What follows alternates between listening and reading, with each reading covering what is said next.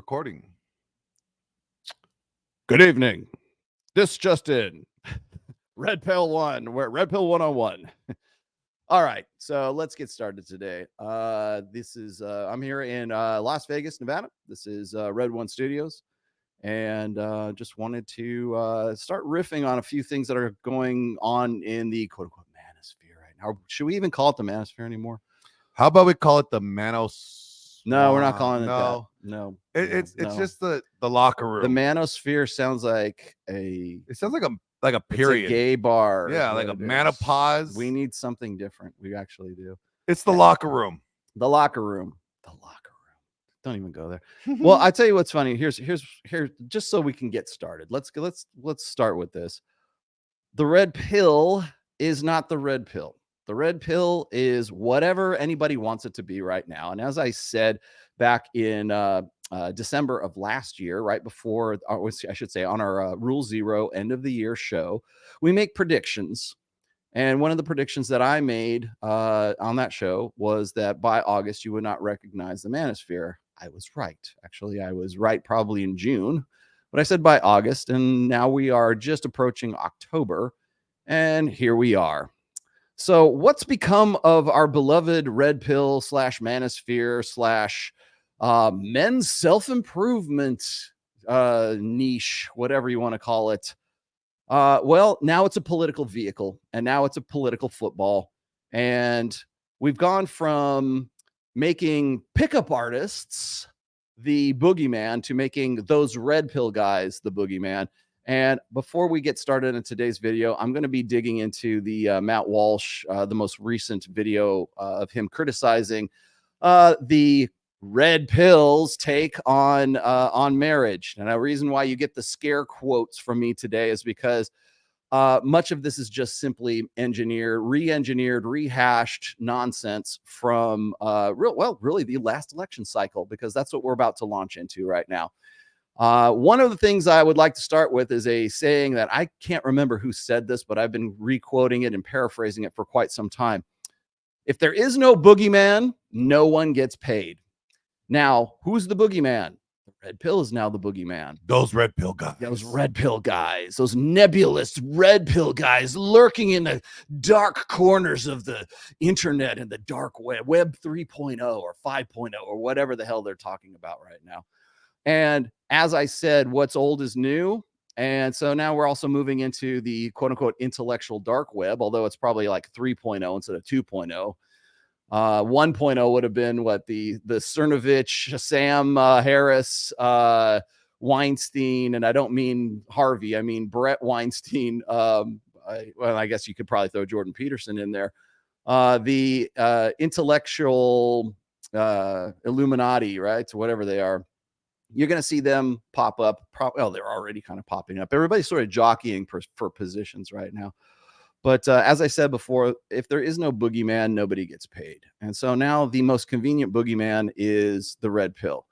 And I'm going to riff on some of Mr. Walsh's misinformation. And I mean, actually, it's fake news. It's engineered to be fake news. And I'll explain to you why here.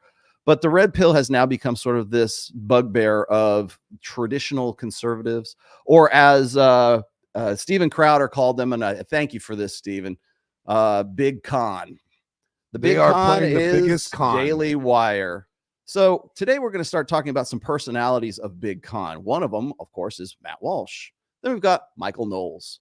Then we've got Jeremy Boring. Then we've got Candace Owens. And we're probably going to see some more people get brought on board for Daily Wire, because I've seen this. I saw this happening really kind of probably the better part of last year. There's this positioning on conservative media for who's going to be the host media for the 2024 election cycle. And I'm fairly certain that Daily Wire has decided that they're going to be the ones, because it sure as shit ain't going to be the Buzz, or excuse me, the Blaze. It's not going to be Blaze. It's not going to be PragerU. In fact, I wouldn't be surprised if Daily Wire bought out PragerU at this point, because they're practically the same entity right now. I can't even tell the difference between like Allie Beth Stuckey and what's the black girl's name? Amala or something like that off of PragerU. She may as well Amala. be whoever, by the way, whatever traditional conservative big con pundit that ends up on whatever podcast, you all might as well just be on the same channel right now anyways. So like Brian, yeah, well, we'll get to Brian. We'll get to Pearl. Yes, you're going to hear a little bit about Pearl today. Here's your red meat for your preview of the red meat. So today I wanted to dig into what Matt Walsh was talking about, and I have to sort of rewind the tape a little bit here, because the reason why I say that the red pill is now kind of like the bugbear for traditional conservatives or tradcons or big con is because they need an enemy. They need a low hanging fruit. They need an easy target. And if you can't find an easy target, you manufacture one. And that's exactly what Daily Wire has decided that they're going to do, in the shape of, let's see, Michael Knowles, Jeremy Boring, and of course Matt Walsh right now. And I'm sure there's probably some others that I'm missing right now as well. Ben Shapiro. Ben Shapiro. But Ben, I expect that from, right? I'm actually surprised Ben hasn't piled on. He probably will after this video. Hi, Ben. However, I wanted to point out that what first drew my attention to all of this was a post or a tweet, an X tweet or a Twix, whatever you want to call it, on Elon's new social media app. So Jeremy Boring had come up with some tweet about how the red pill is anti-marriage, and you can't be a conservative and be anti-marriage. I'm like, where is this guy getting this? And then I see a similar message or a similar tweet. I mean, almost not verbatim, but certainly paraphrasing Jeremy Boring, from Michael Knowles. And of course, saying those red pill guys are anti-marriage. Those red pill guys are contributing to the degeneracy and the moral decay of the United States and of Western society, and we really need to get back to our cultural foundations and our virtuous value, enabled past. We've got to swing the pendulum back to where it was before, guys. And if you're not on board with marriage, well, then you are, if you're not for us, you're against us. And then of course, Matt Walsh has to chime in. I'm like, where are these guys getting this? And I'm looking at some of the tweets, and I'm looking at like similar words and jingoisms and similar. It's almost as if they're reading from the same script. Now, I don't have this queued up for you right now, but there's a very kind of infamous, I guess, meme video of anchors, news anchors, like local news anchors that are syndicated. They're on a syndicate of local news stations. And in those local news stations, the hosts look kind of generically the same. You're not going to find it, man. Don't even look for it.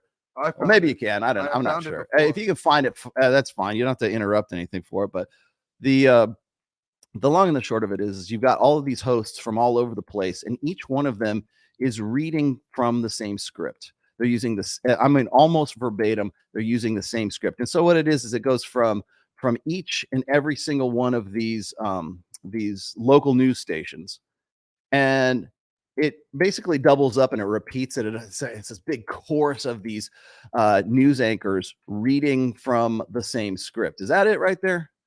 JRE News is all the same. No, that's Rogan. Actually, probably Rogan probably broke that one. There you go. Yeah, I think that's probably it. I'll throw it up. Multiple. Yeah, throw that one up. Here you go. You're gonna have to bring back Matt Walsh later, but go ahead and throw that one on.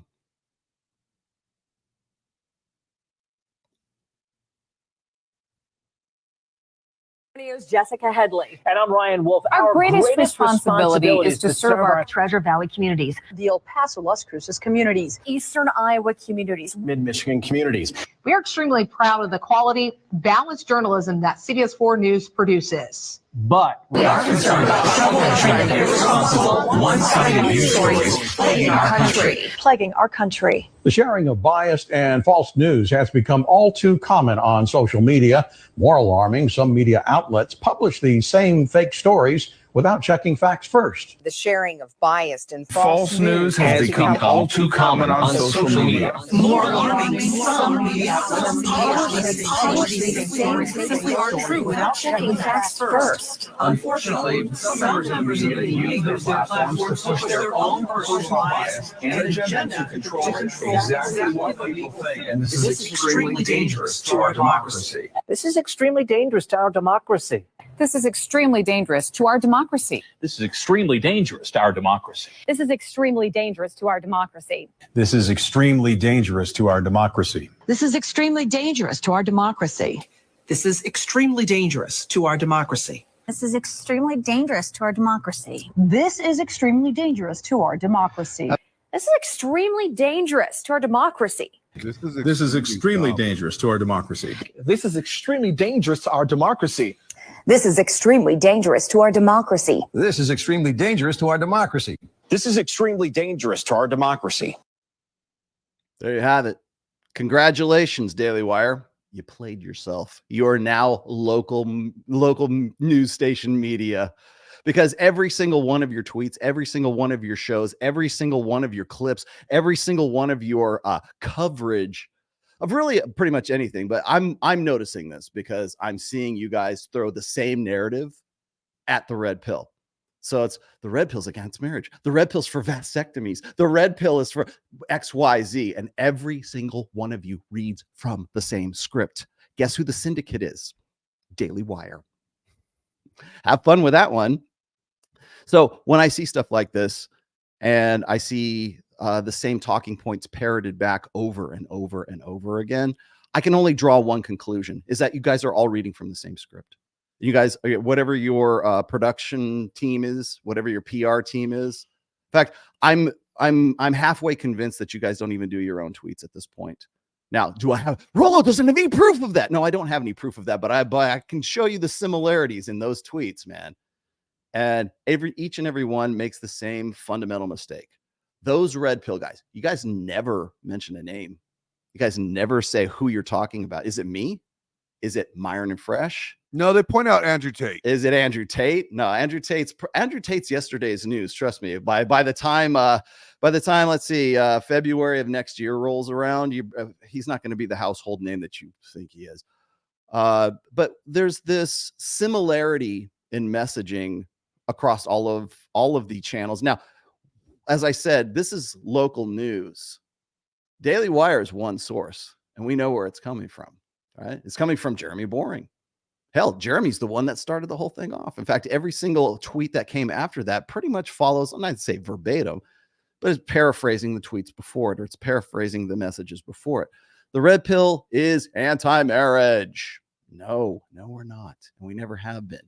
But you know who is? You know who you've been quoting as the red pill? Instead of saying my name, instead of saying Myron Gaines' name, instead of saying anyone else in, say, Rule Zero or Rich Cooper or Ryan Stone or anyone else who's been involved in the manosphere or the men's self-improvement. You know Andrew Tate by name, but you don't know any of the other personalities, or perhaps you do. You're just unwilling to say anything about them. So instead of saying my name, you will say another name, Pearl Davis. Now, Pearl Davis is the red pill. She's the face of the red pill, right? Because that's all you guys want to quote. Whenever Pearl quotes something that is outrageous, or it's a firebomb, or she's using the flamethrower, she's throwing grenades, it's usually like, let's repeal the 19th. You realize where that comes from, right? It's not Pearl Davis who came up with that. And it's not even me, really. Pearl just basically lifts my material, parrots it back, and then butchers it. So you guys can then say, well, those red pill guys, or that red pill personality over there. We know that Pearl's team has been either part of Daily Wire or is still part of Daily Wire as well. So you are controlled opposition quoting your controlled opposition. Pearl Davis is an employee of Daily Wire. I would argue that probably Brian from whatever podcast is also an employee of Daily Wire. How do I know that? Well, disregarding Matt Walsh for 1 second, he's had Candace Owens on. He's had Michael Knowles on. He's had, well, I know that Lila Rose is not necessarily Daily Wire, but she probably soon will be. And if not, she's probably a contract employee anyways. Now I'm seeing Andrew Klavan, of all people. How old is Andrew Klavan? He's like 60, 68, something like. He's a pretty old. I'm not nothing against him, but I mean, he's a pretty old dude. He's now quoting or using clips from whatever podcast. So I can only draw one conclusion, Brian. You got a contract with Daily Wire. And that took place sometime between, let's say, the beginning of this year and right about now. Because when I can see Adam 22 with Lena the Plug on there, and you've got Lila Rose on the opposite side, or you've got Michael Knowles on there, you've got Candace Owens. Oh, my Lord. You do realize Candace Owens, her Twitter handle used to be Red Pill Black, right? That's back in the 2014, right before the first Trump election. I mean, aren't they all Trump elections now? every election for the last 3 years has been a Trump election. So just throwing that one out there as well. But back in 2015, her Twitter handle, when it was Twitter, used to be Red Pill Black. Because what these guys do is they will take whatever is cool or whatever they think the kids are talking about or whatever they think is like culturally the narrative of the time, and they'll add red to it. They'll add red pill to it. They'll whatever pill to it. White pill, black pill, green pill, your mom's pill. I don't know. But the long and the short of it is this, is that whatever their pet ideology is, that's the red pill, because nobody's actually really knows truth except for us. Whatever our pet ideology is, that's the red pill. So it gets the red pill gets tossed around, and it's basically a political football at this point. And Matt Walsh has decided that it's time to sort of take the gloves off and sort of come at, well, me indirectly. He's never going to mention my name. I want to also point out that before any of this happened, I invited Matt Walsh to be a part of the video that I'm about to show, some of the clips that I showed you here. In response to a lot of this stuff that had happened this week with Big Con, sort of the red pill versus Big Con. One of the things I did was I was hosting Rule Zero on Saturday. Please go check that one out. You've probably already seen it. But it was myself, and we had an all-star cast. I think everybody really kind of showed up for that one, with the exception of maybe Sterling Cooper. Everybody in the Rule Zero crew showed up, including my good friend James Sexton. Now, James Sexton is a divorce attorney. He has been a divorce attorney for 20 plus years. He has got a little bit of internet fame. Actually, I should say a lot of internet fame. Really since the end of July. Rollo, so are you saying that James Sexton has been a lawyer longer than Matt Walsh has been married? Yes, James Sexton is in fact a lawyer, Matt. So apparently he's not an alleged lawyer. He is a fucking lawyer. Okay. So here's the deal. James went on Soft White Underbelly, a podcast, Soft White Underbelly. That interview that he did, which was all of like an hour and a half, maybe 2 hours, ends up exploding. It goes viral because James is an interesting character. I've known James for a while. I wish I could say I had caught up with him earlier, but I hadn't.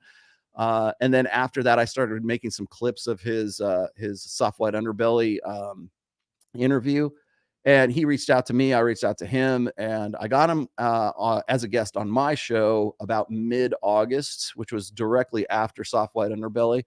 Since then, he's been on Lex Friedman just recently. So if you haven't seen that interview, it's about a 3.5 hour interview.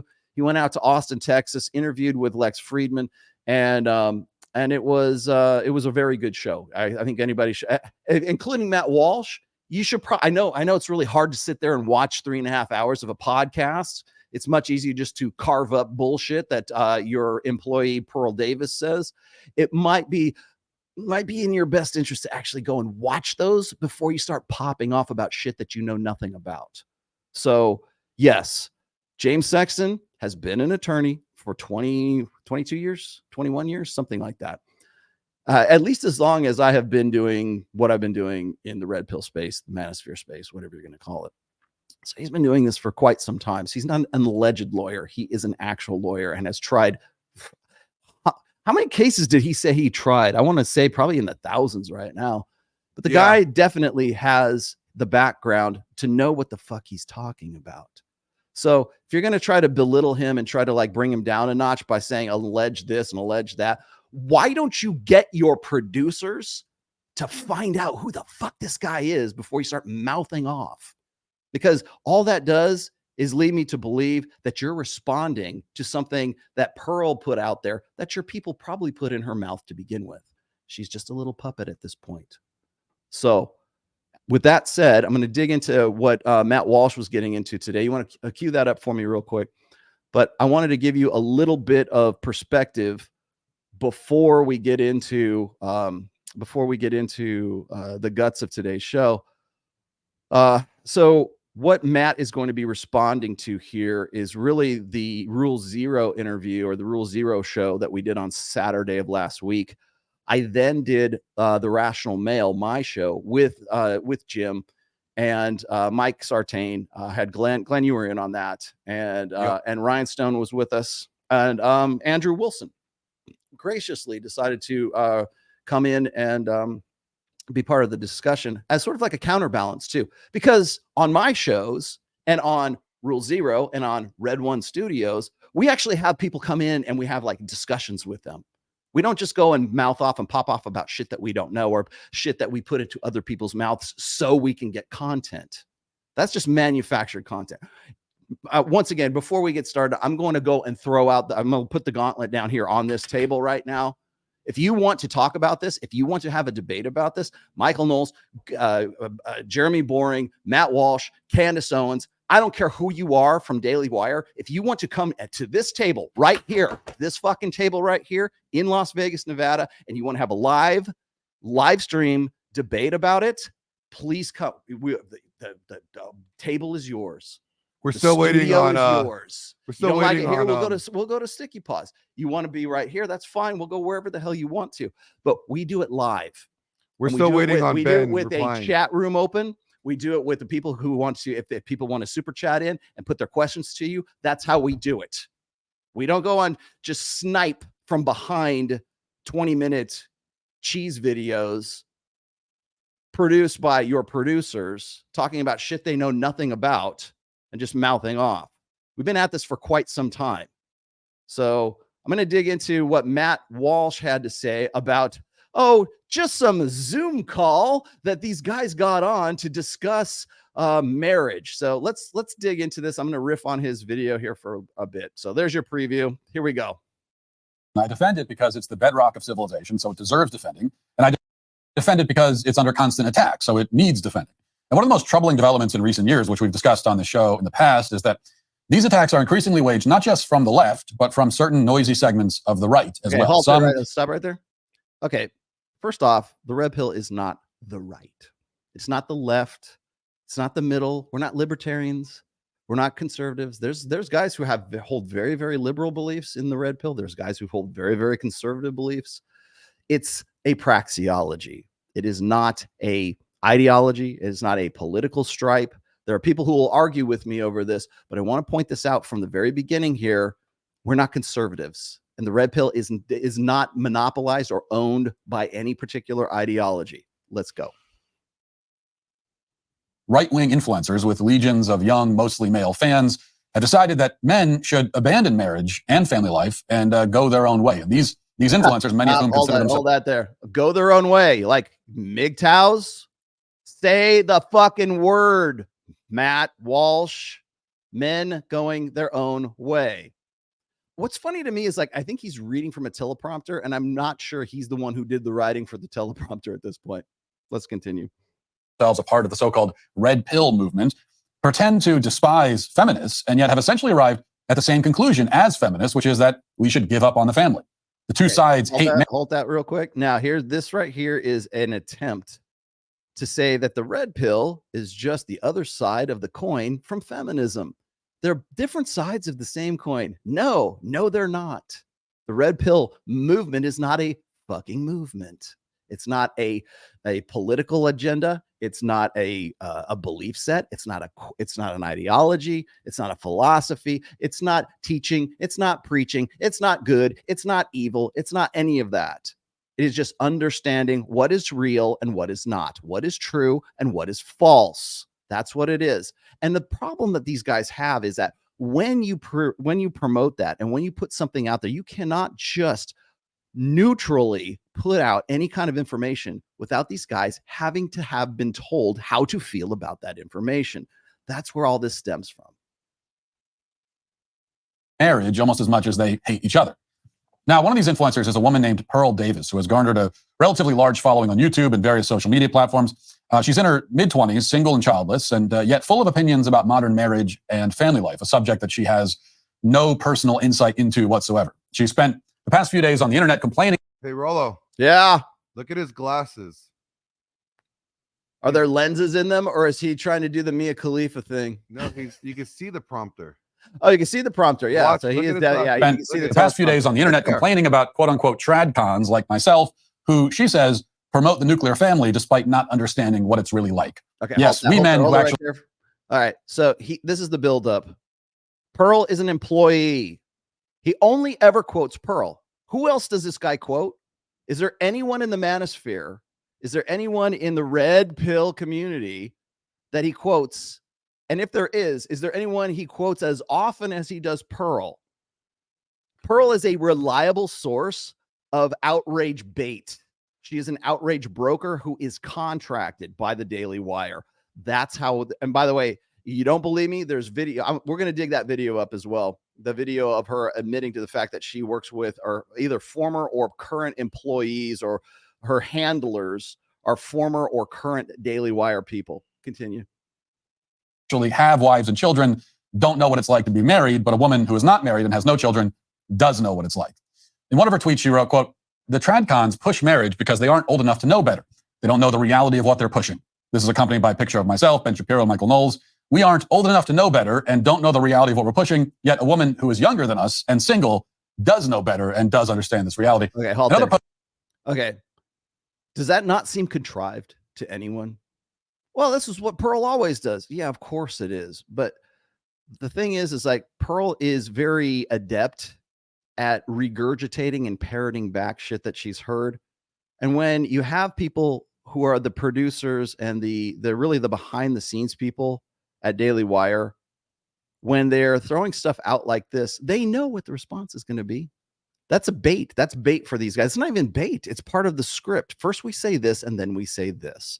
If you don't think that you think this is some sort of conspiracy, if you think that this is some sort of like, oh, Rollo's just gossiping again or anything, all I'm going to do is I'm going to point to you to a couple of other people here. We're going to look at Adam 22.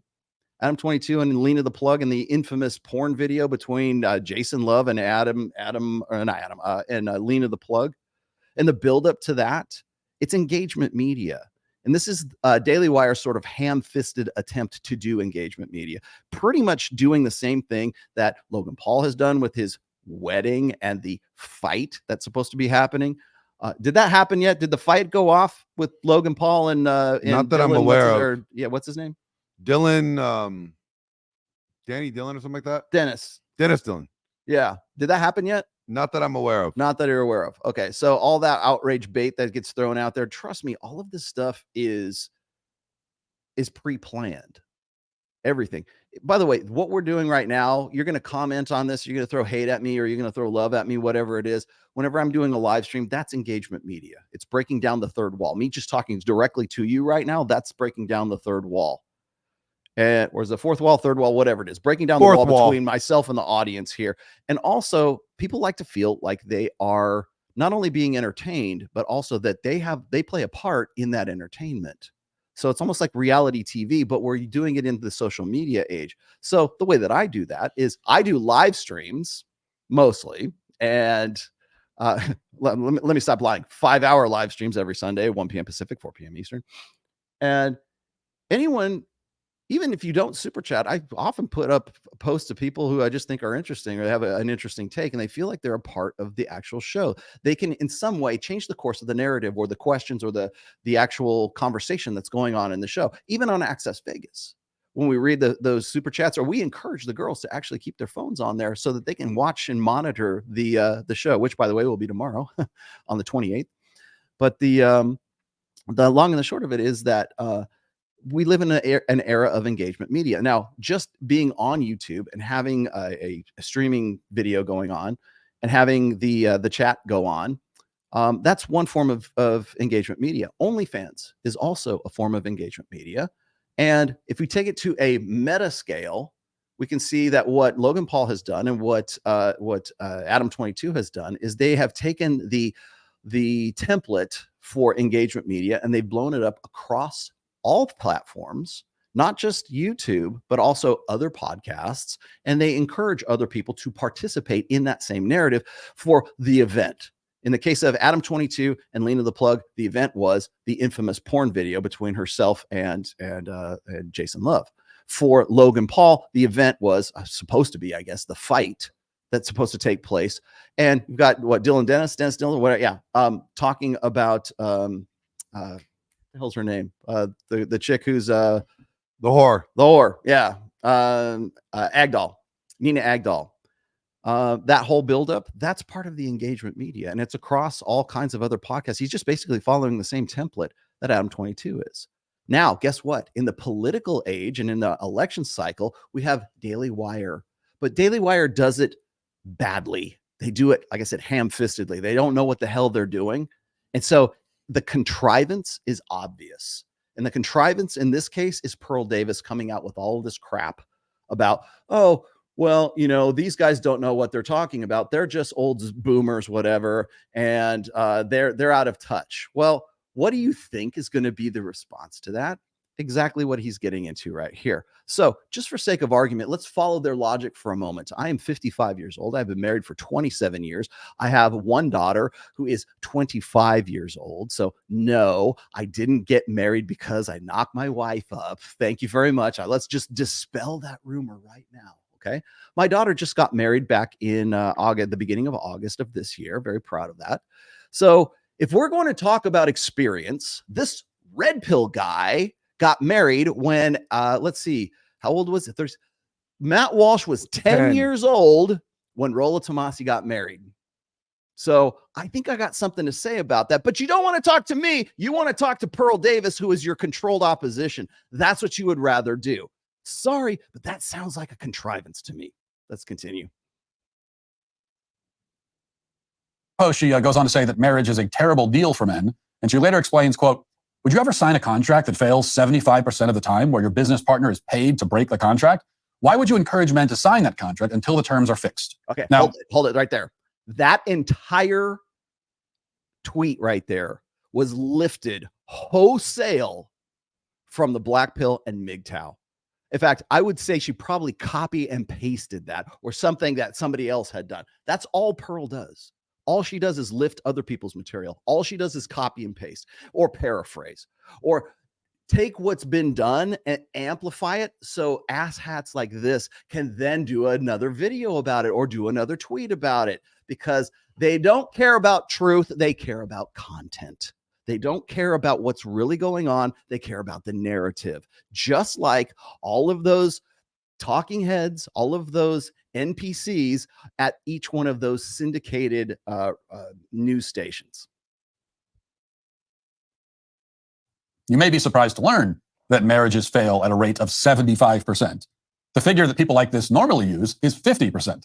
And the claim that 50% of marriages end in divorce is already spurious, and we'll have more on that in a moment, but 75%? I was wondering where that number came from, so I scrolled down and I saw something that she reposted from an alleged lawyer who said this, quote, it's not 50-50. That only accounts for divorces. Another 25% on the negative side for miserable men trapped in cheaper to keeper marriages, unwilling to risk financial destruction and loss of their children. 75% chance of a devastatingly bad outcome is just a bad plan. Okay, hold it right there. Okay, this right here, thank you. That's a good catch there too. Look what he's saying, because Matt is about to take this entirely out of context, and he has the tweet right here superimposed on his show. It's not 50-50. That only accounts for divorces. What do you not get from that, Matt? Another 25% on the negative side for miserable men trapped in cheaper to keeper. Okay, cheaper to keeper, another jingoism from the MGTOW side of the board. Thank you, MGTOWs. Marriages unwilling to risk financial destruction for the loss of their children. So he's not saying that the divorce rate is 75%. He's saying it's a 75% chance of a bad outcome. That's what he's saying. Not that the divorce rate is because he's going to make a case that the divorce rate is actually 30 or 40% or whoever's numbers, and nobody really knows. That's not the point that law of self-defense. This guy is not making that point here. Also, look what he's responding to, the DC Hammer. Pretty sure it's about 50-50. That you believe your side's personal experience trumps that of millions of others is the height of ignorant arrogance. Okay. He's responding to another tweet. That flies in one ear and out the other. And look who's referenced in that tweet. Matt Walsh and Pearly Things. Looks a little sus to me. However, the important salient point of this that they whip by is the fact that he's not saying it's a 75% chance of divorce. He's saying a bad outcome. We're going to prove Matt Walsh is full of shit here in just a minute, but let's continue and let him have his, let's keep going. Person would enter into a commercial contract on such terms. Now, I did ask him where he got this 75% figure from, and he wouldn't say. Apparently, the magic statistic fairy came and whispered it in his ear. Now, for her part, Pearl later tweeted a picture. Second. Here's where it came from, Matt. The current present rate of divorce, of failed marriages, whatever you want to call it, divorce rate in the United States is 56%. We're just about to show you James Sexton, a real actual divorce attorney, not an alleged one, who specifically quotes all of these numbers. We're going to whip over to that here in just a second. But where is he getting this number? If the divorce rate is 56%, as we know from James Sexton, and we also know that the sexless marriage rate in the United States is at 20% right now. What is a sexless marriage? A sexless marriage is any marriage in which sex only occurs once per month. That's how, and by the way, that's CDC, that's Census Bureau data. That's not Rollo Tomassi pulling it out of his ass, okay? So, and there are basically, this is probably one of the most researched and most studied statistic and factors that because everybody wants to know who's getting it and who's not getting it, okay? 20% is the current number. If you were to add that 20% of sexless marriages to the 56% divorce rate, actually you're at 76% at that point. You're 1% more than defense lawyer guy is talking about. So it's not the divorce rate, it's a bad outcome. That's you notice he just whips right past that. So if you want to know where he's coming up with this, at least this is by my logic and what I'm able to sort of dig up, just like on Google, on just understanding. Like I said, there's infographics that will show you that the current rate of sexless marriages in the United States is about 20%. And also, that's an average because younger people who are in a marriage are having more sex. Older people having less sex. You take those together and you average it out, it comes to about 20%. That's where it's coming from. It's not rocket science. The only reason you want to blow by it is because your girl Pearl didn't say anything about it in that fucking tweet. Let's continue. Picture of Pierce Brosnan with his wife of 20 years. And she questioned whether the marriage counts as successful since Brosnan's wife has put on some weight at the age of 60. Hold it. So apparently, hold it right there. This is the third tweet by Pearl. Just throwing that out there. Keep it going. They're happy and have remained married for 2 decades. They still might fall into that 75% failure rate because they have not both remained in supermodel condition into their 60s. This debate on social media brought out the rest of the marriage skeptical crowd on the right. A bunch of these red pill influencers decided to hop on an emergency Zoom call and spend 2 hours talking about me and the rest of the Daily Wire crew. Hold that thought. Wow. So let's see. Pearl Davis gets, 3 different tweets? She's clearly one of those red pill guys, right? And now we're going to go and hop on a Zoom call. No ass hat. This is Rule 0, and we've been around for over 4 years, almost 4.5. God, 4.5 years now. We've been doing this for quite some time. The fact that your producers don't know this is a little concerning, okay? Rule 0 has been around since June of 2019. So it's not just us emergency podcast just getting together. We do this every Saturday at 11:30 a.m. every Saturday morning, and we pass it around to all of the hosts. That's the beauty of Rule 0. It's not centralized. Rollo, he's just trying to discredit us. Yeah, he's just trying to say, these guys just hopped on some random Zoom call. Of course. Yeah. Well, that's the whole thing. Is like, I'm going to say this is like, I don't think it's discrediting so much as it is ignorance. They just don't know, and they don't care to know. So if you're going to use Pearl's name constantly over and over and over again, you might as well use my name too, because I'm primarily where she draws all of her material from. But let's continue before we get into the rest of the stuff with Jim Sexton. Of society's most fundamental institution. Now, there's one clip here that you should see. This is apparently a divorce lawyer who says that the failure rate for marriage is not 50% and it's not 75%. It is, in fact, even higher. Listen. I think marriage can be successful, of course. It's just not something that's as scalable as we as a society are trying to pretend it is. Marriage is, and I've said this 100 times and I'll say it 100 more, marriage is like the lottery. You are probably not going to win, okay? You're probably not going to win. Don't make that your 401k. You're probably not going to win. But if you win, what you win is so great that I don't blame you for buying a ticket and trying. I personally don't buy lottery tickets. But when somebody says, yeah, I played the lottery, hey man, somebody's got to win. And you know what? As long as you're not blowing money that you need for food or to put shoes on your kids' feet, you're not hurting anybody. Go out, give it a try. So I always tell people, listen, marriage, when it works, when you have somebody who's married 20 plus years and they're still crazy about each other, that is the exception, not the rule. But when you do it, it's phenomenal. It's phenomenal. So why not buy the ticket, take the ride, but have a prenup? Wear a seatbelt, guys. You can be a safe driver, but wear a seatbelt. So a happy marriage, he says, is like winning the lottery. And the thing about the lottery is that almost everybody loses. This is a perfect summation of how this entire club views marriage and the message that they're sending to young men. All right, in hold particular. that right there. Now, here's the presumption. This is how this whole crew views marriage. How do you know that, man? Do you know how long I've been married? I just told you, 27 years. Happily, too. I'm all for marriage. In fact, I eat so much shit for this.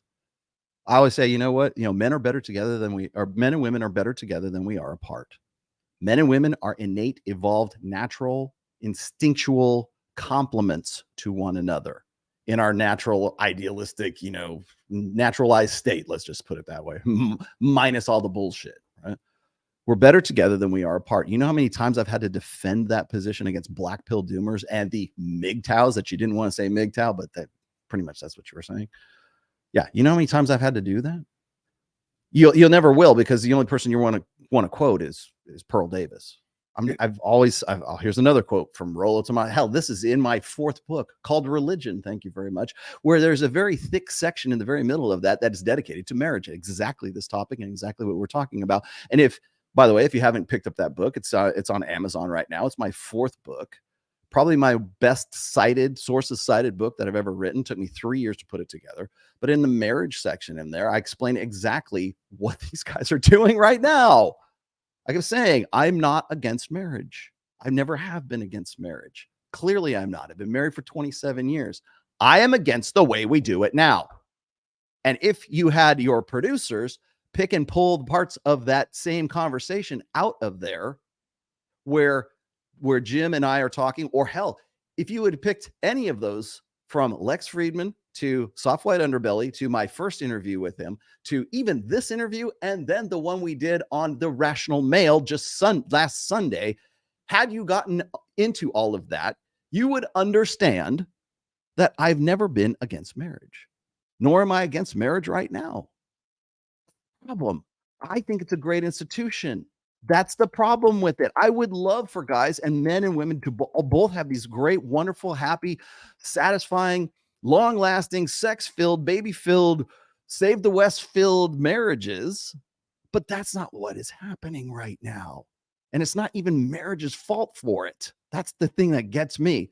But you want to throw this at those red pill guys, which apparently happens to only be Pearl Davis. You want to throw it and lay it before their feet while you take everything out of context, while you split hairs about lottery odds versus 75% versus the actual number, which is 56% right now. And if you go and you look at all of this, don't show me the biblical stuff right now, Glenn, please. Just stop with the biblical stuff. We're going to be nuts and bolts for this one here. I get it. I know that I'm well aware of Corinthians, but as far as how we do it now, I am very much for people going to college too. That might surprise people. Please, an education is its own reward. It is a good thing for people to be able to speak knowledgeably on a great many things. Unfortunately, I can't be the one who is like going to advocate for you going to a major university right now, because of the way we do it now. We do marriage badly. We have corrupted it. It has been destroyed by gynocentrism. That's why. It's not the red pill didn't just up and say, oh, well, we're all going to just shit all over marriage. No. In fact, we would very much, I would say for the vast majority of guys, would very much love for you to have a great marriage. But you guys want to jump on this because you don't care about truth. You care about content. So that said, let's continue with just a little bit more. And then I want to get into what James Sexton actually said. Sure, it can be great, they concede, but only if you're insanely lucky. Everybody else is screwed. This is a rather bleak view of marriage, and thankfully, it's also nonsense. First of all, the claim that marriage isn't scalable is obviously ridiculous because marriage has served as the bedrock of human society since time immemorial. Okay, halt that. It has. I mean, almost verbatim said exactly that same sentence to Ruslan a year ago on Adam Sosnick's show. Marriage was the bedrock, the foundation, the keystone. I forget what verb or what noun I used of Western society. I literally said this red pill guy. Literally, those words came out of my mouth. That's why I kept saying we need marriage reform. That's why we need to do this better. It's not that people shit on marriage. I'm sure there's dozens, if not hundreds, if not thousands of guys that are quote unquote red pill guys who would like nothing more than a solid, steady relationship, would like nothing better than a monogamous relationship, would like nothing better than a happy marriage. In fact, I get this all the time. People will say, Rollo, how do I get what you have? Like, I can't tell you that because I'm not you and I don't do prescriptions. I can give you the tools so you can figure out how to do that, but I can't give you 12 rules for life. I can't give you seven techniques and tips to get a great marriage and to vet your wife. Anybody who's doing that is selling you something. And the very fact that guys are in the red pill are very long on descriptions and short on prescriptions, that's by design. That's not a flaw. It's a feature, not a bug. The red pill is tools. It is equipment so that you can do it yourself. Not so that somebody has to hold your hand to give you the perfect life. You're not going to be a Tomassi guy. You're not going to be a Pearl Davis guy. You're not going to be a Tate guy. Okay. You're going to be a you guy. You're going to be the guy who's going to do it yourself and build it yourself. In fact, that's what people say, oh, Rollo, well, he just wants adulation and he's a gossip and all this. He just wants attention. No, you know what I want? I want you to build a better life and then show me your work. That's what I'm after. And that's what anybody who is worth their salt in the red pill has only ever been after. It's a praxeology. It's a toolkit. We're giving you tools to build something. I've described it as this. Your life is not a paint by number. It's not like the little outlines are there for you and you paint, red and number 12 and yellow and number 8. And then you do it all by numbers and you have this, hey, look, you've got this turnkey life that you just followed all the numbers. You painted everything in. And you know what? You're just a clone of everyone else who's painted that same picture. That's not how it works. The red pill is a blank. You are the blank canvas, and Rollo and Ryan and Rich Cooper and anybody else who's worth their salt in this space, they give you the paint, they give you the brushes, they give you the turpentine, they give you the palette knife, they give you the whatever it is so that you can paint the picture of your own life on that blank canvas. That's what it's about. It's not about a perfect scheduled template, step by step, here's how it's going to work. Anyone telling you that, they are selling you something. That's what we've always said. And so that's why shit like this just drives me insane, because it is a deliberate corruption of the red pill that saves lives. And anything that comes between guys getting this information, getting this tool set, getting the skills, being equipped, as I said before, anything that is an obstacle to that, you are aiding in the downfall and the demise of men who are trying to find a better way. Matt Walsh, you are an obstacle. You're not even a human being. You are an obstacle. Pearl Davis, an obstacle. All of you guys are obstacles to that. You make it more difficult for guys to get accurate information so they can build better lives. That's the fucking problem. Continue. Already happened at the scale of civilization for thousands of years.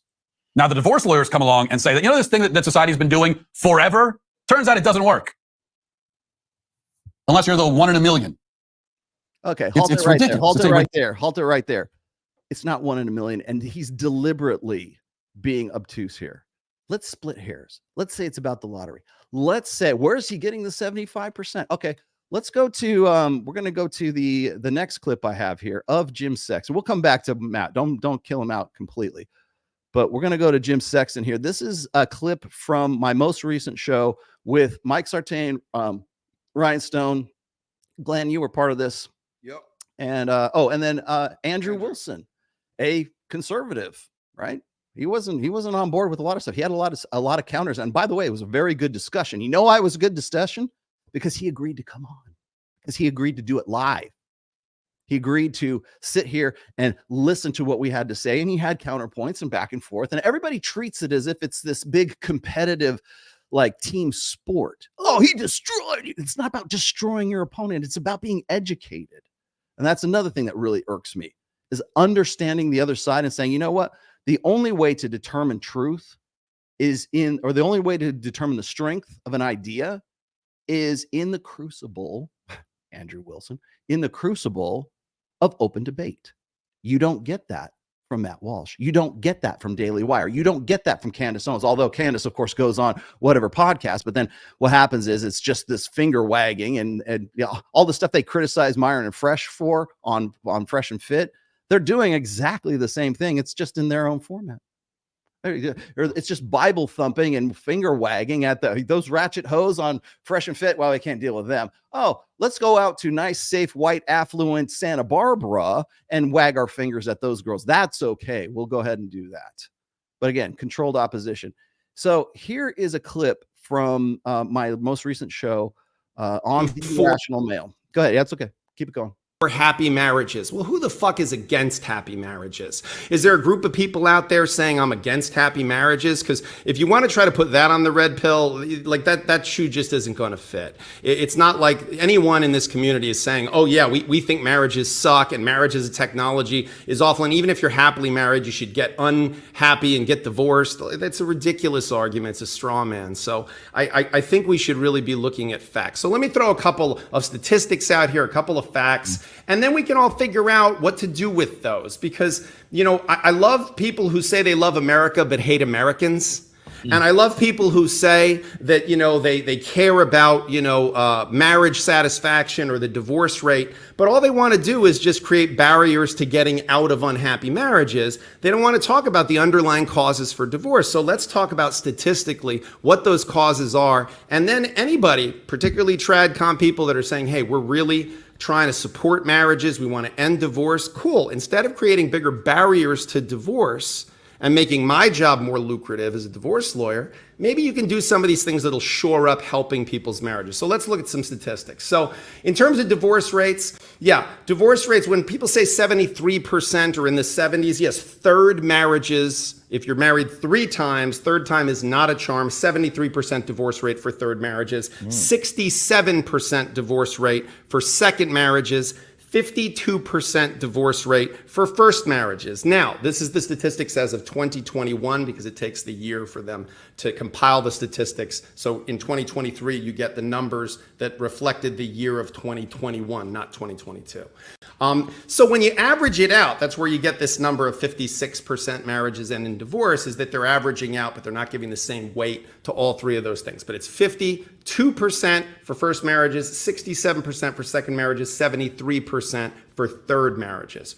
40% of new marriages include a partner who is remarrying.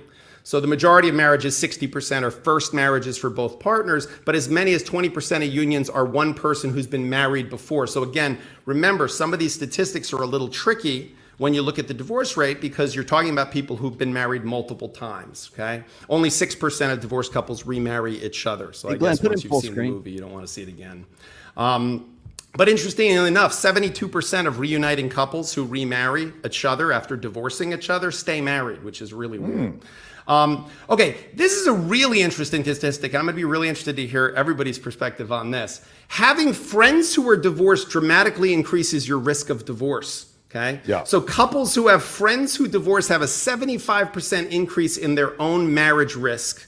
Okay. And even couples with 2 degrees of separation. Well, that's because of this, there's a lot of sociologists that say that divorce is a social contagion of sorts. So I thought that was very, very interesting. And just a couple other stats I want to throw out there. Couples who live together before marriage are more likely to divorce. Okay, so that's something that Christian conservatives and other religious individuals who say, many trad cons who are of a religious perspective, even if someone's not religious, they might say, hey, look, you know, the biblical covenants that say people shouldn't be married or living together before they're married or having premarital sex, there's actually some statistical evidence to support the fact that parties who are a total of 57% of couples who did not cohabitate prior to marriage had a union that lasted 20 or more years compared to 46% who lived together before tying the knot. So that's a 10% difference. That's significant. This is something I saw yesterday after the conversation with Andrew that I thought was really, really interesting because it's something where Andrew and I were in agreement.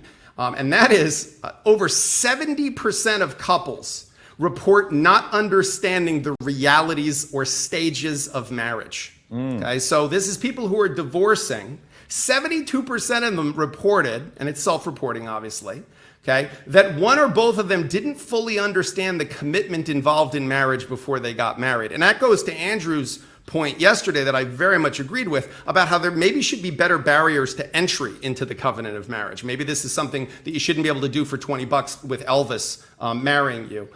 In Nevada, by the way, highest divorce rate in the United States. Now, here's something that I don't think you're going to hear out of all of these politicians while they continue to have their hands in your pockets. Divorce rates are much higher among couples below the poverty line. Living below the poverty level, we all know, causes tremendous stress on people. Okay, 46% of adults ages 18 to 55 who live below the poverty level have divorced. Right there. Just for a second. So that's a. I wanted to point that out. Now, once again, I'm going to let him cook a little bit longer here, but we have to also. I got to point out there's some stats. Matt Walsh, had you taken the invite, and I gave you the invite, you know I did. I DM'd you the StreamYard link to this exact show that you declined or didn't know about or didn't care about. But you did do a whole video on all of this just to throw out your 2 cents and get your content because you're not interested in truth. You're interested only in content. But listen to some of those stats right there. Does that sound like winning the lottery? Perhaps that's a euphemism. Perhaps that's just like lingo, right? Perhaps that's just a, let's say, an allegory, a metaphor, hyperbole, all those things that you're not supposed to use on the internet. You know why? So asshats like Matt doesn't take it literally and try to turn it into content, because that's basically all they do. They would rather have clips.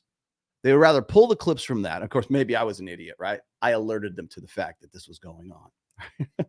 So the fact that we're doing this and we're talking about this, they'll pull out whatever the salient stuff is. So like when Michael Knowles comes to me and says, hey, I would love to have you on my show. Why don't you come on my show? I'm like, fine, it's great. We're going to do it live. We're going to do it here in Las Vegas. We're going to do it, across the table. No. It's going to be a pre-record. No, I don't do pre-records. Simple as that. This is why I don't do pre-records, because they don't show you this stuff. They only pick and pull whatever makes a good viral clip, because they don't care about truth. They care about the clip. They care about the narrative. They care about the story. They care about the content. Content trumps truth to Daily Wire. Content trumps truth to Matt Walsh. Content trumps truth to Knowles and Boring and Candace Owens. Content trumps truth. There's the clip, right? That we're now saying that, hey, there's the clip. We'll probably do it tomorrow on Access Vegas, right? We're aware of it. We're not above it. But the thing is like our impetus, our direction, our mission statement is doing stuff exactly like this. And if you believed in your conviction, if you believed in that, well, we're on the right side of history. We got God on our side. We got the Bible on our side. We got the Quran. We got the Torah. We got the Bhagavad Gita. I don't care what the hell your holy book is. You want to say that you got it? Great. Come in to the crucible of open debate and let's see how strong your ideas are, because I got the strength right here and I get the right people to talk to right here. So here you have a divorce attorney who's been in the business for 21, 22 years now, who, by the way, will be here in Las Vegas the 9th through the 14th. So, Matt, if you're watching, you're invited. Michael Knowles, you're invited. Hell, all of you guys at the same time. Let's just have a fire sale here, man. Matt Walsh, Michael Knowles, Jeremy Boring, Candace Owens, if you decide, hey, you're willing to fly all the way to Santa Barbara, Las Vegas is a hub, man. Come on in. Come have a good time. We'll take you to Zook. We'll take you to Hakkasan. We'll take you to Omnia, wherever you want to go. All right, afterwards. We'll have a good time. We'll yuck it up, shake hands, and just basically mop the floor with you. They like smoking cigars. You don't have the stats. You don't. We have the meat, right? You guys don't have the meat. That's the problem. All you have is content. All you have is just bullshit content that you guys are manufacturing. So let's keep going with the stats. Fairly significant number compared to 12%. Okay, so that's a pretty huge number. And then also income. The divorce rate decreases as income increases to a point. Okay, so couples, as their income increases, the divorce rate tends to decrease. Once you have an income of around $200,000 as a combined household income, you stay at about 30%. Once it hits 600,000 of income, it drops to 25%. Okay, but once it exceeds that, it goes back up to 30%. Hey, so the idea is you should be rich, but hold it right there for 1 second. Did you notice what he just said? Like, the lower income status you are, the poorer you are, basically, the more prone you are to getting divorced. So divorce is higher amongst lower socioeconomic strata, right? That flies directly in the face of what Destiny said on that quote unquote debate that we had on Fresh and Fit. Yep. It flies right in the face of that. If that were the case, why would anybody, especially the lower classes, especially the people who are poor, why would they be, if it indiscriminately, or if it let's say overwhelmingly affects women more than it does men, or it impacts women, like divorce impacts women more than men, why would the poorest women want to divorce? Perhaps they're incentivized because their lives are actually better as a result, because they're poor anyways, right? Their lives can only improve from that point if they have a guy who's a baby daddy, if they have a guy who's not maybe so alimony, but certainly child support as a result of that divorce. Perhaps it's because lower socioeconomic women are actually incentivized by the fact of getting this motherfucker out and taking his money. Perhaps that's the reason. And then, of course, here's the other lie that gets thrown out quite a bit, is the idea that the higher educated you are, the lower the incidence of divorce. No, it's actually higher. It's for college educated women, the divorce rate is 90%, not 56, 90%. He's about to go and talk about that. Go ahead. Really rich. Okay, like you should have a good amount of money, but not, and definitely don't be poor, because being poor would be bad. Again, so these are some questions about what are these things we can solve for if we're really that concerned about saving marriage. The median age of first marriages is increasing. In 2022, the median age of marriage was 32 for men, 30 for women. Okay, so let's right just there. tie that. You catch that? 30 for women, 32 for men. I usually quote the old stats, by the way. I'm actually being a little bit generous here. I usually say it's 28 for women and like 29 for men. No, it's actually 30 for women and 32 for men, which, by the way, mirrors what's going on in Western Europe right now too. I got the rates for pretty much all the European countries as well. But that's an interesting fact, because when they can't just take one data set and be done with it. You have to take it in correlation with other data sets as well. So correlation, causation, I get it. But when we look at just one data point, we also have to see what other data points sort of relate to that. So if the average age of first marriage in the United States for women is 30, for men it's 32, what is the average duration of that marriage before first divorce? It's anywhere between 5 to 9 years, with an average of being 7. So you take a woman who's 30 years old and she's going to be the average divorcee. She's going to be 37 years old on average for her first divorce. The man, on the other hand, is probably going to be about 39. He's going to be closer to 40 in that case. Okay. So what do women think when they're 35, 36, 37 years old? And they're like, I want to get out of this marriage. Well, I'm still hot enough to get another man. I've had the babies. I played house. It's not for me. Killed a party, whatever it is. Oh, by the way, yes, I noticed, Michaela Peterson, you need to put your wedding ring back on for the next interview. Just throwing that one out there.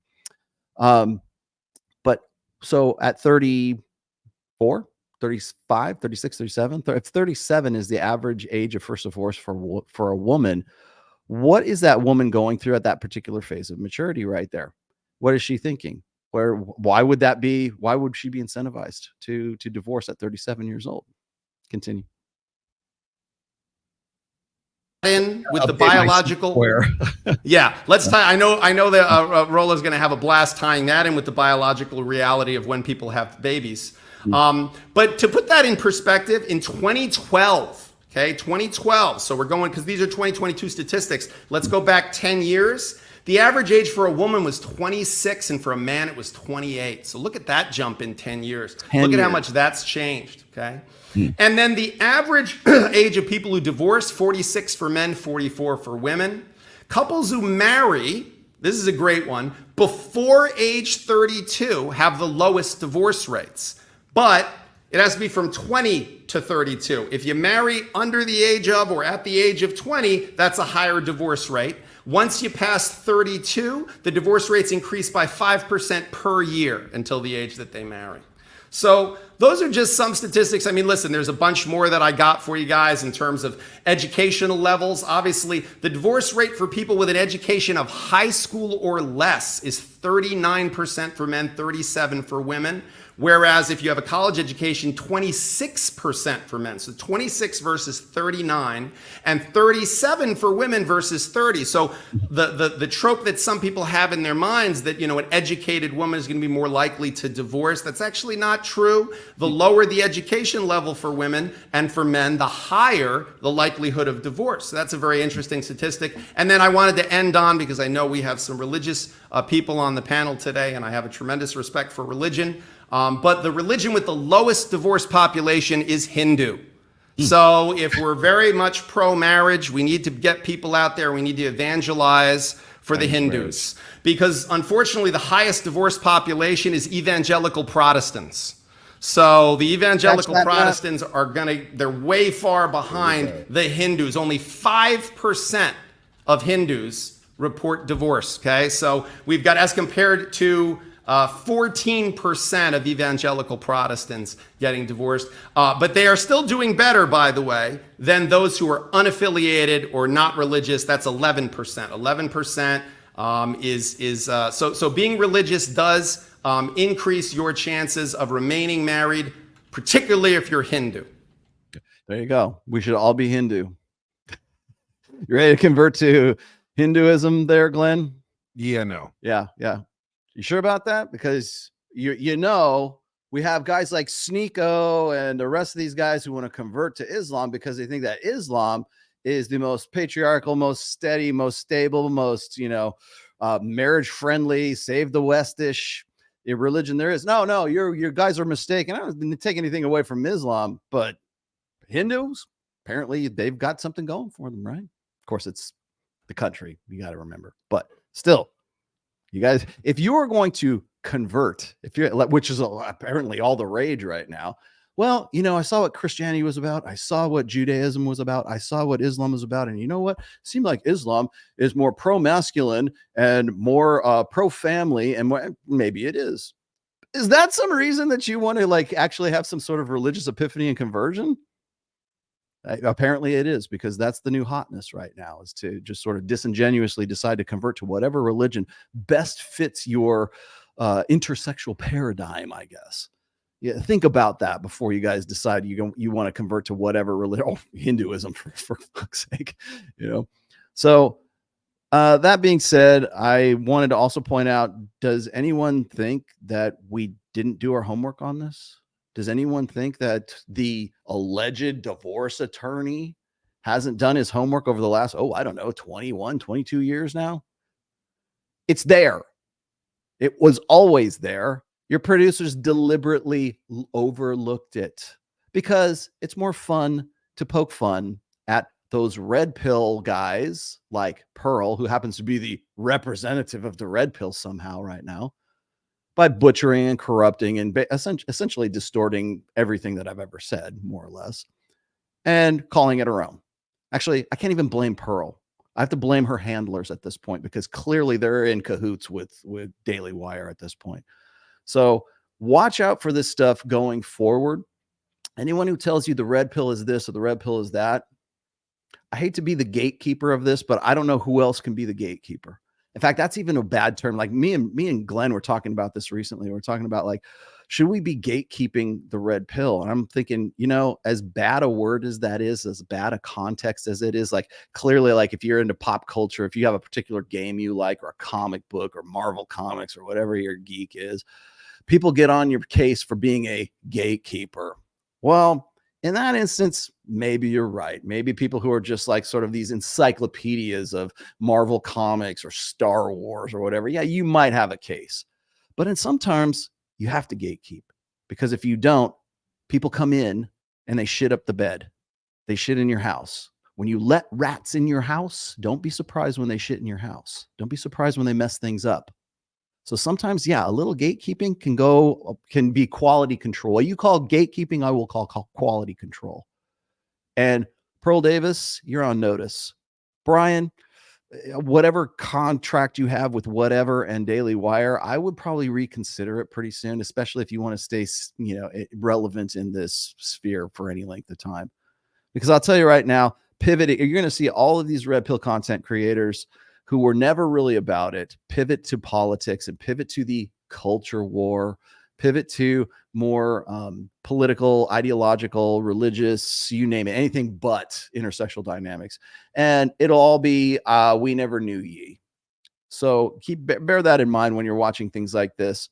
If this is gatekeeping, so be it. But we have the stats. Matt, Michael Knowles, Jeremy Boring. It is boring, right? Was it when two vowels go walking, the first one is talking? Boring. And Candace Owens, you're more than welcome to come to Vegas. You're more than welcome to sit across the table from myself, Mike Sartain. I'll even have James Sexton in here, and we can have it out. I don't think you'll do it because you're not interested in the truth. You're only interested in content. You're only interested in what's going to build the brand. You are all brand. And unfortunately, Matt, you happen to be the Mr. Rogers of the trad consumer set right now. And I'm not sure people trust you as much as you think that they trust you. Same thing goes for Michael Knowles. Same thing goes for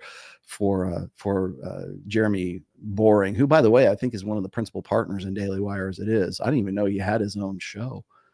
Ben Shapiro, you're also more than welcome to come to Vegas as well. If anybody wants to have it out with us. By the way, I've had this challenge on the table for almost a year now.